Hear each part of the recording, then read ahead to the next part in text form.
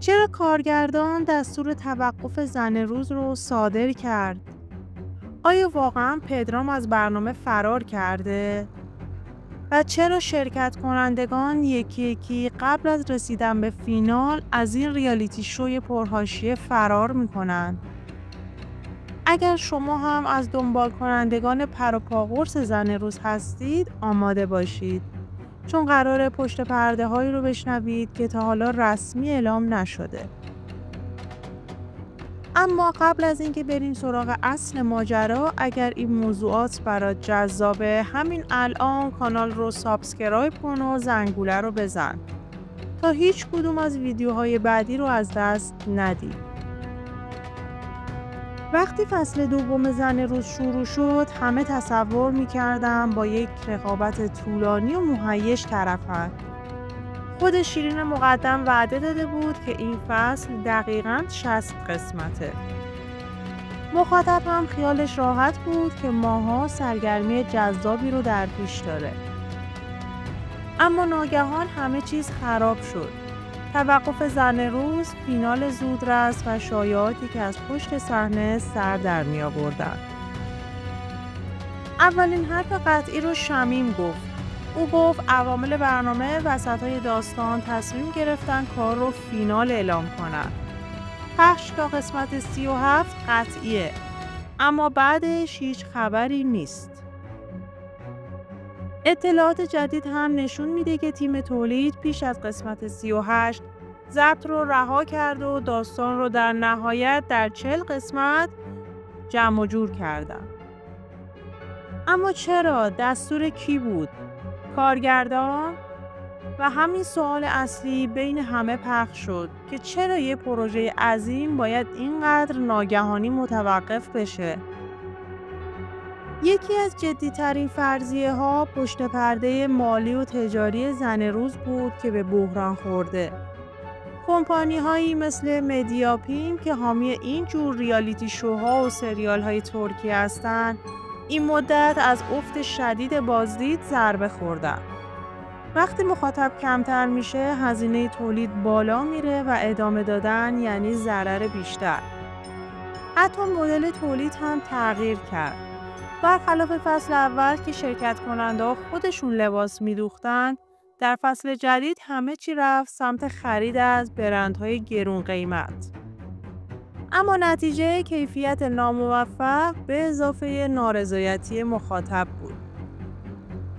این افت کیفیت باعث شد مردم کم کم از برنامه دلزده بشن و این پایان برنامه رو سریع‌تر کرد. درست زمانی که خبر توقف زن روز مثل بمب منفجر شد، یک اتفاق عجیب‌تر توجه ها رو به خودش جلب کرد. شرکت کننده ها یکی یکی فرار کردند. ماجرا از آیلین شروع شد، همون دختری که خروجش تبدیل به یکی از بزرگترین جنجال‌های فصل شد. فرارش از برنامه مثل زنگ خطری بود که نشون میداد پشت پرده یک آشفتگی جدی در جریانه. پس از اون نوبت رسید به مهلا، کسی که همه اون رو یکی از مدعی ترین چهره‌های فصل میدونستن. اما در پایان قسمت 26 ناگهان درخواست خروج داد.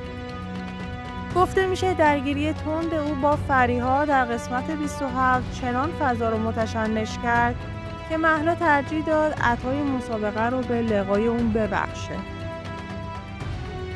و اما شوک اصلی مربوط میشه به شمیم. وقتی خبر توقف فصل پخش شد، او اعلام کرد اگه برنامه از 40 قسمت عبور کنه خودش دیگه ادامه نمیده.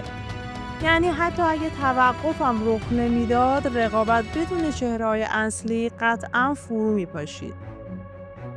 این خروج‌های پشت سر هم یک پیام واضح داشت. فضا در پشت صحنه به قدری سنگین و غیر قابل تحمل شده که حتی مدعیان قهرمانی هم حاضر بودن همه چیزو نیمه کاره رها کنن. حاشیه‌ها فقط بین شرکت کننده ها نچرخید. داوران هم وارد میدان بحران شدند.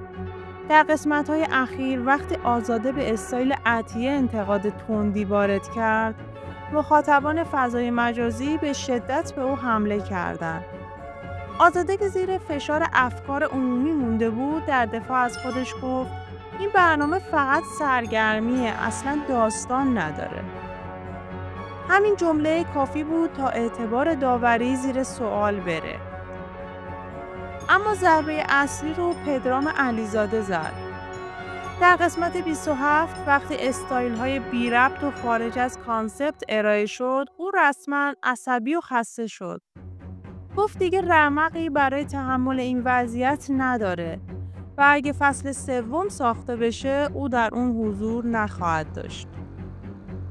یعنی بحران زن روز فقط شرکت کنندگان رو خسته نکرده، داوران هم تصمیم گرفتن این کشتی در حال غرق شدن رو ترک کنن. حالا سوال بزرگ اینه، زن روز قراره دوباره برگرده یا این فصل آخرین نفس‌های یک برند پرسر و صدا بود؟ پاسخی که پشت پرده ها میچرخه میگه اگه بازگشتی هم باشه این تیم، این ساختار و این داورا دیگه توان ادامه دادن رو ندارن. برنامه‌ای که پر از سر و صدا شروع شد با یک پایان ناگهانی و پر از ابهام به نقطه‌ای رسید که همه میپرسن آیا فصل 3 هم وجود داره؟ و مهمتر آیا تیم سازنده از این تجربه تلخ درس میگیره یا باید منتظر سقوط کامل این برند باشیم؟ اگر دوست دارید اولین نفری باشید که پشت پرده های داغ زن روز و ریالیتی شوهای دیگر رو بفهمید، همین الان کانال رو سابسکرایب کنید و این ویدیو رو لایک کنید تا حداقل فصل تحلیل های ما هیچ وقت متوقف نشه.